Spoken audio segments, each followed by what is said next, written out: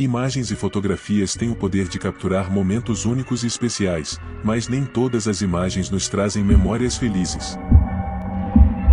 Algumas delas revelam momentos assustadores e trágicos que nos lembram da imprevisibilidade da vida. Neste vídeo, vamos explorar histórias arrepiantes de tragédias, acidentes e encontros sombrios que foram registrados em vídeos e fotos ao longo da história.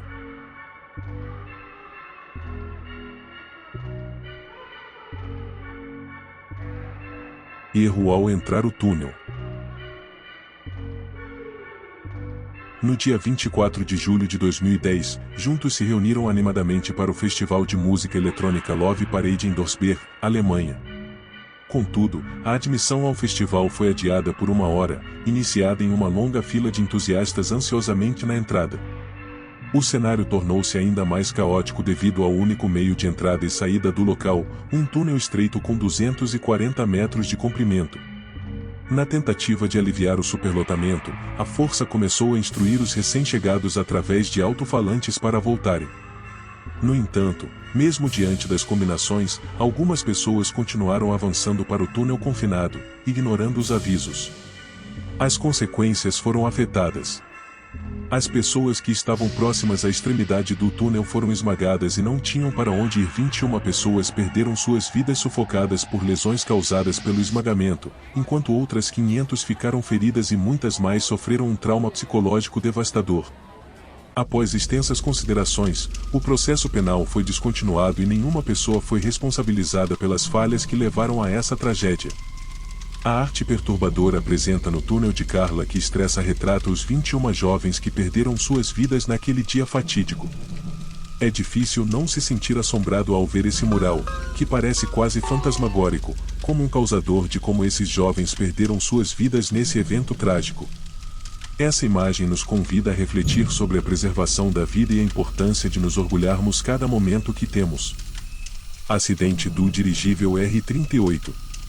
Era uma época em que dirigíveis dominavam os céus, sendo as primeiras aeronaves capazes de voo motorizado controlado. O R-38, um dirigível projetado para a Marinha Real Britânica durante os últimos meses da Primeira Guerra Mundial, era uma das maiores aeronaves da época, baseado nos designs do Zeppelin. Inicialmente, 4 R-38S deveriam ser construídos, mas devido à austeridade do pós-guerra, o programa de construção foi abandonado pelo governo britânico, restando apenas um dirigível concluído. Esse dirigível foi vendido para os Estados Unidos, onde foi renomeado como ZR-2. Em 23 de agosto de 1921, o R-38 decolou de Oldham, em Yorkshire, para seu quarto e último voo de teste antes de ser entregue aos americanos. O destino planejado era Pulham, em Norfolk, mas devido a nuvens baixas, o dirigível não conseguiu pousar e a tripulação teve que passar uma noite no mar. Na manhã seguinte, a tripulação realizou testes de velocidade, voando a mais de 50 nós em baixa altitude sobre a cidade de Hull. A beleza da nave voando suavemente sobre o estuário de Humber atraiu visitantes curiosos. Entretanto, momentos depois, ocorreu uma terrível tragédia. Uma ruga apareceu repentinamente na capa externa do dirigível, e rapidamente, a estrutura começou a se romper. 2 grandes estrondos foram ouvidos, e a seção frontal do dirigível se desprendeu, caindo rapidamente no rio, enquanto a cauda seguia em um ritmo mais lento. Infelizmente, 16 dos 17 americanos e 28 dos 32 britânicos a bordo perderam suas vidas naquele dia fatídico. O psicólogo do dirigível ficou evidente com o acidente trágico, como mostra a comovente fotografia e registro histórico. Assim, a história do dirigível R-38 permanece como um piloto dos perigos e desafios enfrentados pelos pioneiros da aviação e das trágicas consequências de acidentes aéreos na história da aviação. Dupla tomada. Nesta fotografia intrigante em preto e branco, podemos sentir uma atmosfera estranha e assustadora, que nos faz lembrar dos gêmeos do filme de terror O Iluminado.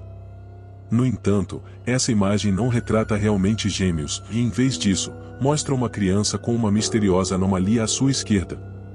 É importante notar que a fotografia foi tirada em uma época em que o Photoshop e outras ferramentas de alteração de imagem não estavam disponíveis.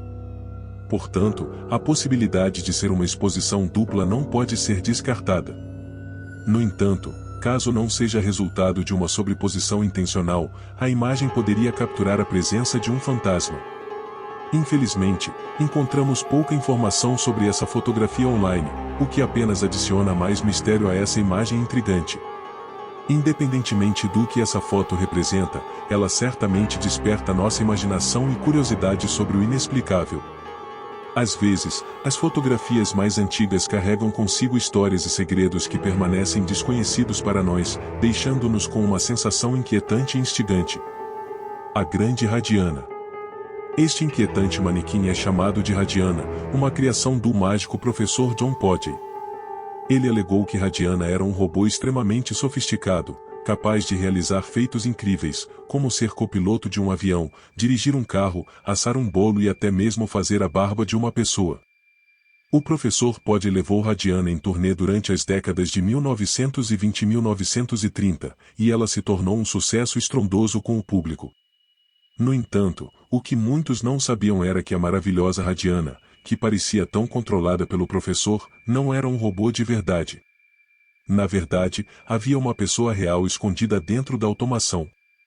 Essa pessoa era uma mulher pequena que, de forma totalmente despercebida pelo público, realizava os truques com suas próprias mãos. Essa descoberta pode ser bastante perturbadora e estranha, considerando o fascínio e as emoções que Radiana despertou em seu público.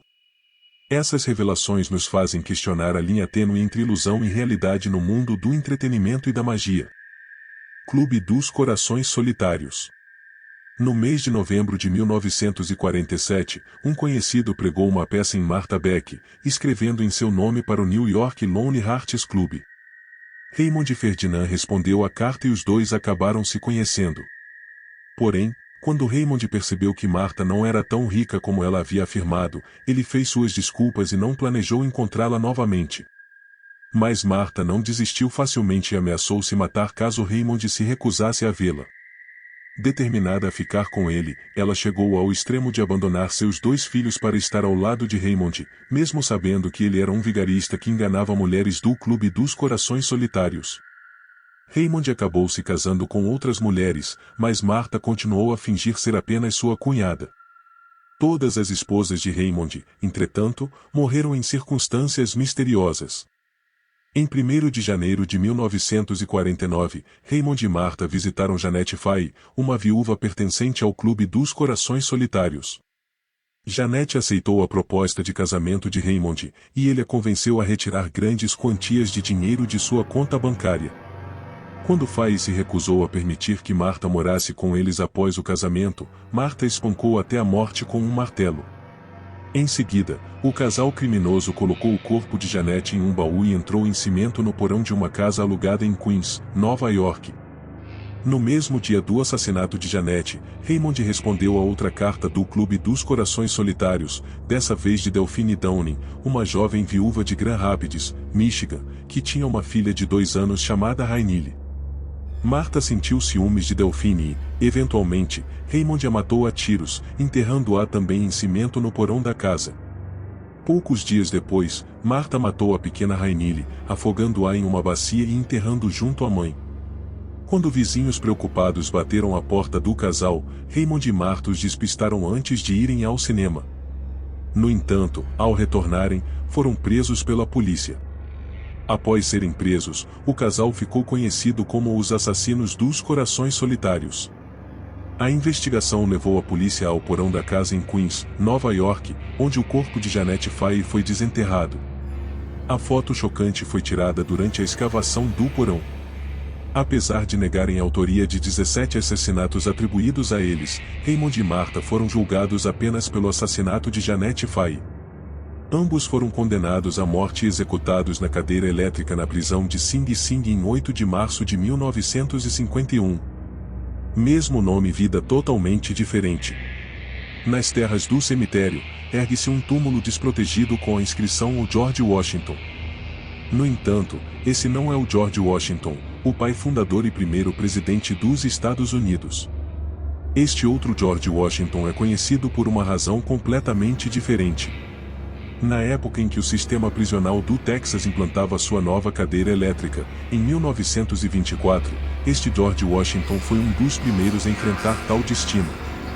O ano anterior, em 1923, George protagonizou um ato hediondo ao atirar em Levi Todd, que estava jogando pôquer no Iraque, por causa de uma discussão banal envolvendo uma peça de madeira. Sua própria esposa também foi alvo de seus tiros, apesar de ter sobrevivido ao ataque. Após o tiroteio cessar, George fugiu para os trânsitos da floresta, mas acabou preso alguns dias depois, quando o encontrou dormindo sob uma árvore.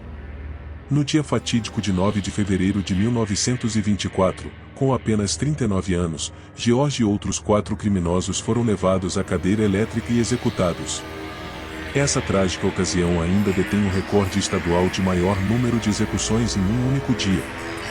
Se não fosse pelo nome inscrito no túmulo, este George Washington já teria sido esquecido há muito tempo, assim como os outros 4 criminosos cujos destinos cruzariam no mesmo dia sombrio. Comido por uma piton. No mês de outubro de 2022, notícias alarmantes levaram a circular sobre um incidente chocante ocorrido na Indonésia. Relatos indicaram que uma mulher de 54 anos, chamada Jarrah, havia desaparecido após não retornar para casa depois do trabalho em uma plantação de borracha. Preocupados com o seu paradeiro, os moradores procuraram por ela, e os que encontraram deixaram a todos apavorados. No interior de um piton, que suspeitavam ser o responsável pela morte da mulher, encontrou seu corpo intacto. A cobra, de impressionantes 7 metros de comprimento, foi morta brutalmente pelos aldeões como uma forma de vingança e para evitar mais tragédias. Uma foto chocante do incidente foi divulgada, assim como um vídeo que mostrava uma cena terrível. Apesar de raros, casos de pitons comendo seres humanos não são inéditos. Pitons reticulados, como o incidente nesse incidente, são uma das poucas cobras capazes de engolir um ser humano inteiro. Seu poderoso sistema de mandíbula e músculos permite que forcem o corpo da vítima através do esôfago e levem até o estômago, onde sempre engolem de cabeça. Embora os aldeões tenham tentado intervir, é provável que a cobra acabasse morrendo de qualquer maneira, pois teria dificuldade em digerir a roupa da mulher que eventualmente a mataria. Esse evento trágico deixou a comunidade em choque e serviu como um líder dos riscos que as pessoas podem enfrentar ao viver em áreas onde animais selvagens como os pitons habitam. Carl Valenda. Carl Valenda, um destemido acrobata de arame alto, arriscava sua vida semanalmente, e às vezes diariamente, ao realizar truques que desafiavam a morte. Na foto, tirada em 1978, ele está comemorando após cruzar a ponte da torre em Londres ou uma sala de maré sem nenhuma rede de segurança. Apesar de ter enfrentado várias tragédias e perdido diversos familiares e colegas em acidentes e quedas, Carl Valenda continua se apresentando com maestria mesmo em seus 70 anos. No entanto, pouco depois dessa foto triunfante ser tirada, Carl realizou sua jornada final. Aos 73 anos, Valenda tentou atravessar um fio de 121 pés de altura entre as 2 torres do Condado Plaza Hotel, um prédio de 10 andares em San Juan, Porto Rico. Infelizmente, devido aos ventos fortes e um fio mal preso, ele perdeu o equilíbrio e caiu para a morte. Esse trágico acidente foi capturado em vídeo pela ABC News. A coragem e dedicação de Carl Valenda ao seu ofício deu um legado inesquecível no mundo do circo e das acrobacias. O tempo parou no jardim de infância. O tempo parou no jardim de infância, como mostram as próximas imagens desse antigo local localizado na vila de Kopachi, situada a 4 milhas ao sul da usina de Chernobyl, na Ucrânia. Todos nós conhecemos a história trágica de Chernobyl, quando em 1986, um teste de segurança de rotina deu terrivelmente errado, causado em um dos reatores energéticos superaquecendo e explodindo, liberando material radioativo no ar. Esse incidente se tornou o pior desastre da história da energia nuclear, e os efeitos do fallout ainda são sentidos hoje. O jardim de infância e todos os residentes da vila de Kopachi foram evacuados, nunca mais conseguiram retornar, e com o passar do tempo, todas as casas e edifícios da área foram demolidos. No entanto, o jardim de infância é preservado, com seu conteúdo congelado no tempo, como se as crianças nunca tivessem partido. As fotos capturadas são um tratamento assustador de uma vida passada e um lugar marcado para sempre pelo desastre de Chernobyl. Tarde demais para se arrepender. Esta é uma foto de Carla Faye Tucker. À primeira vista, pode-se pensar que é de um filme ou série de TV, mas na verdade, é o rosto de uma assassina fria. Em 13 de junho de 1983, Carla, com 23 anos, e seu namorado, Daniel Garret, foram ao apartamento de Jerry Lynn em Houston para roubar sua motocicleta Harley Davidson. Ambos estavam sob a influência de drogas e álcool quando entraram no apartamento e encontraram Dean dormindo. Garret, de forma totalmente não desencadeada, atacou Dean com um martelo e, quando ele começou a fazer um barulho gorgolejante, Carla o matou com uma picareta. Em seguida, ela notou Deborah Thornton, de 32 anos, escondida debaixo dos lençóis no canto. Deborah tinha conhecido Dean naquela noite, depois de sair com seu marido. Impulsionada pelas drogas e pelo desejo de matar, Carla atacou Deborah com a picareta, desferindo vários golpes em seu corpo e, finalmente, deixando a picareta cravada em seu torso. Depois disso, roubaram dinheiro e um carro. O casal foi preso um mês depois, graças a uma dica e ao testemunho de um terceiro suspeito, Albert Sheehan. No julgamento, o júri levou apenas 70 minutos para condenar Carla à morte por injeção letal. O veredicto e a sentença ganharam manchetes, em parte porque surgiu que Carla havia afirmado ter prazer sexual nos assassinatos. Daniel Garret também foi condenado à morte, mas morreu de doença hepática em 1993. Por 14 anos, Carla foi preservada no corredor da morte na unidade Mountain View da penitenciária de Gatesville. Durante esse tempo, enormes somas de dinheiro público foram gastas tentando anular sua sentença. Carla se voltou para Deus, mudou sua vida e casou-se com um ministro da prisão. Uma ex-prostituta, louca por drogas e assassino selvagem, transformou-se no que muitos viam como uma pessoa totalmente reabilitada e amorosa. Muitos pediram que sua vida fosse poupada. Apesar dos apelos finais ao então governador do Texas, George W. Bush, sua execução foi realizada. Na segunda-feira, 2 de fevereiro de 1998, Carla foi amarrada a uma maca, um catéter foi inserido em suas veias e uma injeção letal foi conduzida. Ela foi declarada morta às 18h45, aos 38 anos. Sua execução dividiu a opinião pública, pois ela havia cativado muitas pessoas nos Estados Unidos com seu charme e alegações de reforma. Demonstre seu apoio ao canal, deixando um like e se inscrevendo para receber atualizações regulares. Um Dudoc espera por você para compartilhar essa jornada única e fascinante.